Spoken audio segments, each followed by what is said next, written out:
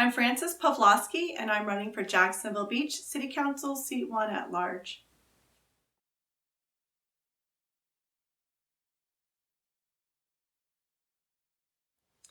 So the CRA is having a meeting next week to talk about the vision plan and the downtown plan that we had basically reviewed by a third-party attorney who specializes in CRAs. He went through that and all the amendments that were to the plan to tell us what exactly we can do now, because all this work has been done and it's so muddled, we didn't quite know what we should be approving or not. So we had to get someone to say, hey, yes or no, that legally can tell us. So we've been reviewing it. And next week we're going to have a workshop to discuss what was discovered.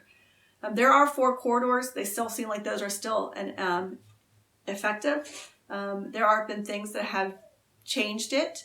But for instance, if we talk about 4th Avenue North, that is considered the pier corridor. And in the pier corridor, the CRA is supposed to encourage residential multi-use buildings and spaces. So if you look at 4th North, you'll see that we have a museum, you'll see that we have a restaurant, and you see that we have apartments. And then you'll also see that there is one multi-use residential space. So if that plan stays in place, that means that all down 4th, we as a CRA are supposed to only encourage residential multi-use. Now, is that necessarily what we want going to the pier? Because that's what it says. If it is, fine, we keep the same plan and we encourage those kinds of developments. But it also states that we need to provide parking in the pier corridor. So how are we supposed to encourage parking as well as residential, and with the wording of provide parking that's still as convenient?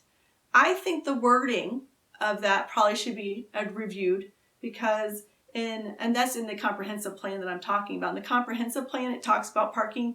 If you move it, it has to stay just as convenient. I think it needs to be worded as what is convenient and what isn't convenient. But going back to the downtown plan, the CRA is supposed to encourage single